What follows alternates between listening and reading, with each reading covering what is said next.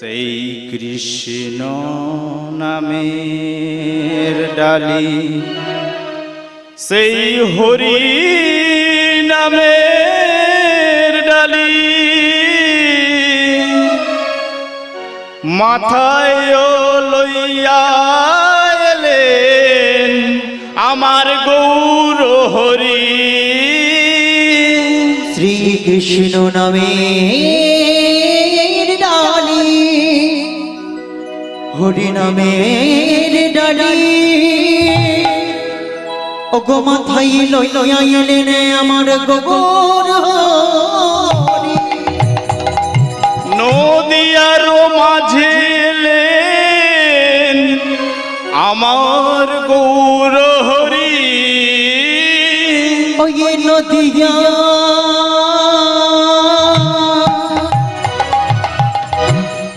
মাঝে গেলে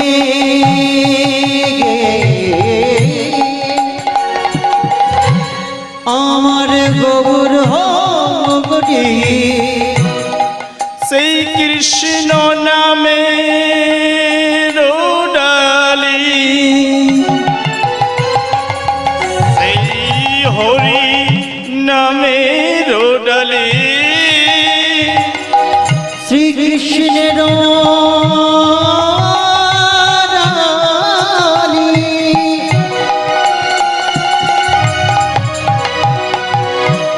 হরি নামে ডালি, নদিয়ার মাঝে এলেন আমার গৌর হরি। নদিয়ার মাঝে গেলে আমার গৌর হরি। নদিয়ার মাঝে এলেন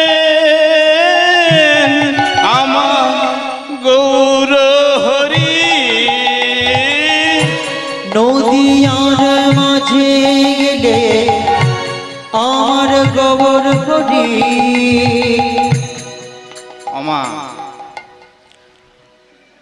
গৌর হরি নদিয়া নবদ্বীপের মাঝে এলে,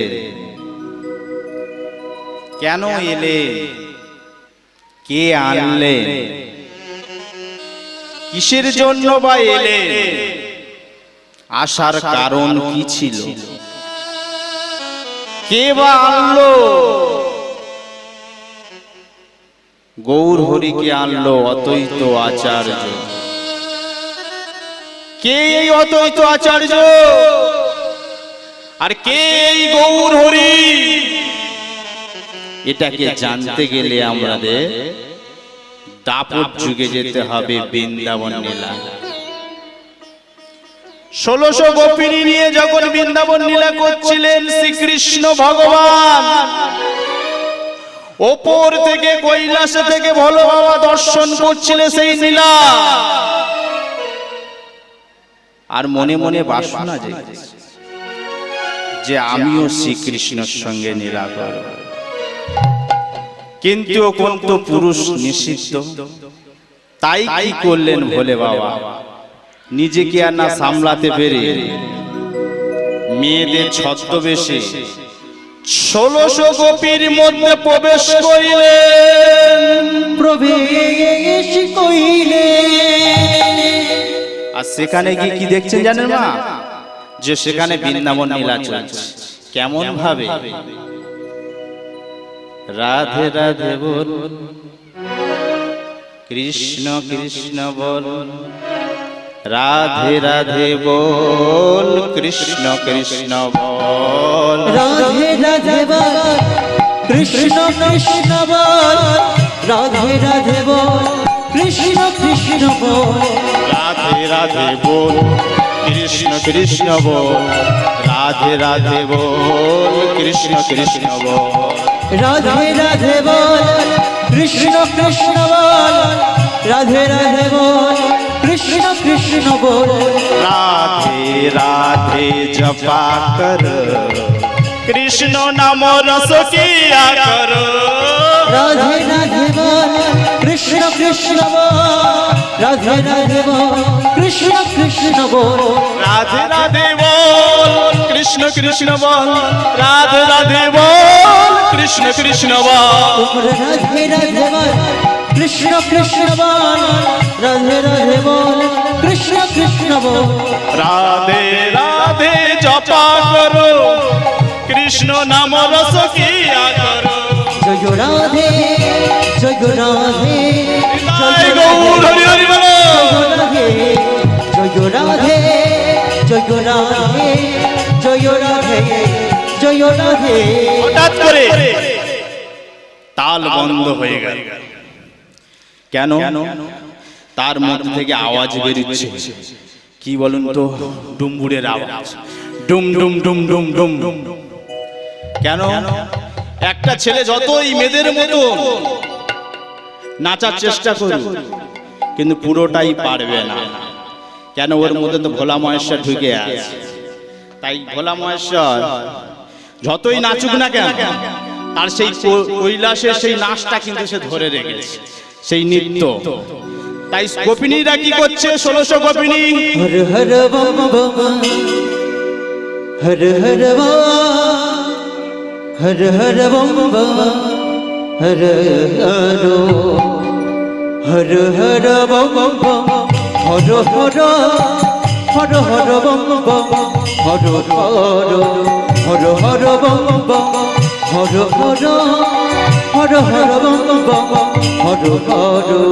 ওম নমঃ শিবায় ওম নমঃ শিবায় ওম নমঃ শিবায় ওম নমঃ শিবায় ওম নমঃ শিবায় ওম নমঃ শিবায় ওম নমঃ শিবায় ওম নমঃ শিবায়। আস্তে করে বৃন্দাবন লীলা 1600 গোপিনী বুঝতে পারছে না যে আমাদের মধ্যে তাল কি করে বদলে যাচ্ছে তাই সবাই 1600 গোপিনী সবাই ঘন্টা খোলা কিন্তু একজনের মুখ অন্না দিয়ে ঢাকা গোপিনীরা বলছি এই গোপিনীটাকে তো চিনতে পারলাম না ঘোমটা দেওয়া কেন আর সব গোপিনার তো মুখ খোলা তাই সেই যে ঘোমটা দিয়ে দাঁড়িয়ে আছে ভোলা মহেশ্বর তিনি তো আর বলতে পারবে না যে আমি তো ভোলা মহেশ্বর তাই কি বলে সতীরা বলছে ও গো সখী ঘোমটা তোলো কি বা তোমার পরিচয় ও গো সখী ঘোমটা তোলো কি বা তোমার পরিচয় ওগো সত্যি ঘোমটা তোলো কে বা তোমার পরিচয় অন্না দিয়ে এরকম মুখটা অন্না দিয়ে ঢেকে রেখেছে বলে অন্না দিয়ে মুখটা কেন ঢেকেছো বলো অন্না দিয়ে মুখ ঢাকালো নইবা অন্না দিয়ে মুখটা কেন ঢেকেছো বলো অন্না দিয়ে মুখ ঢাকালো রেখেছো কেন ওগো সখী ঘোমটা তোলো কি বা তোমার পরিচয় ওগো সত্যি ঘোমটা তোলো কি বা তোমার পরিচয়।